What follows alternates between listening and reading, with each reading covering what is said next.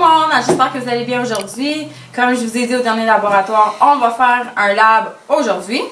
Alors, le titre du laboratoire, c'est le refroidissement de l'eau. On a vu beaucoup de matière par rapport à ça, la masse volumique. Alors, le but de notre laboratoire, c'est d'observer l'effet du refroidissement de l'eau sur le volume d'eau. Alors, avec cet énoncé, vous allez pouvoir créer une hypothèse. Alors, je vous permets de faire ça maintenant. Maintenant que votre hypothèse est faite, juste avant de commencer l'expérience, je vais vous redire les règlements de laboratoire. Alors, super important de porter vos lunettes protectrices, porter votre sarrau, les filles, attachez vos cheveux. Puis, c'est important de rester à votre poste de travail, aider votre coéquipier avec l'expérience, on travaille en équipe. Puis, ne vous promenez pas entre les pupitres parce que ça, il peut arriver des accidents. Puis, si jamais il y a un accident qui arrive, s'il y a un bris de matériel, venez me voir parce que moi, je vais vous dire où mettre le matériel brisé pour faire sûr que ce n'est pas dangereux pour personne. Alors, pour commencer, je vais vous présenter le matériel de laboratoire. Premièrement, un crayon feutre, du sel.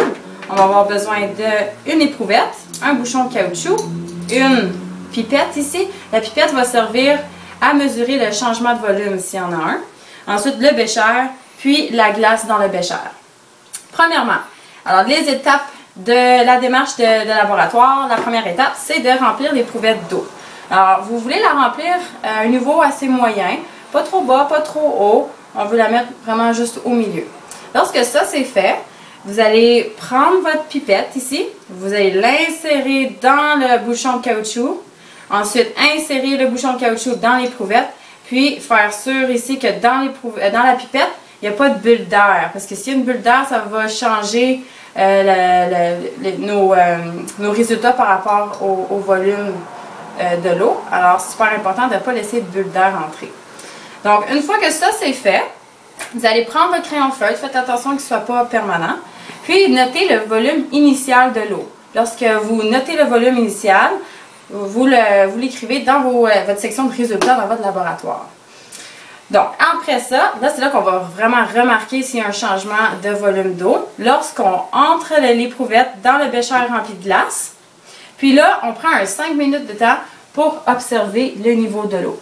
Puis juste avant, c'est important de saupoudrer de sel, pas trop, pas assez, juste un petit peu, la glace, pour permettre à la glace de fondre un petit peu, de mettre la température à un niveau assez froid dans tout le bécher, pour que la température ait un bon effet sur le volume d'eau dans l'éprouvette. Donc, on observe pendant 5 minutes, comme que j'ai dit. Puis, lorsque vous observez ou si vous observez un changement de volume, vous allez prendre votre crayon ici, puis vous allez noter, vous allez faire une petite coche où est-ce que le volume d'eau est rendu. Puis, vous allez noter ces informations-là dans votre section résultats, dans votre laboratoire. Donc, une fois que ça c'est fait, là, je vais vous demander de répondre à vos questions de la conclusion. Premièrement, est-ce que vous allez rejeter ou accepter votre hypothèse et expliquez-moi pourquoi. Ensuite de ça, est-ce que les substances prennent de l'expansion avec le refroidissement? Alors, expliquez-moi ça. Puis, la dernière question, c'est donnez-moi un exemple d'une situation réelle dans l'environnement où est-ce que le changement de volume d'eau avec la température de l'eau.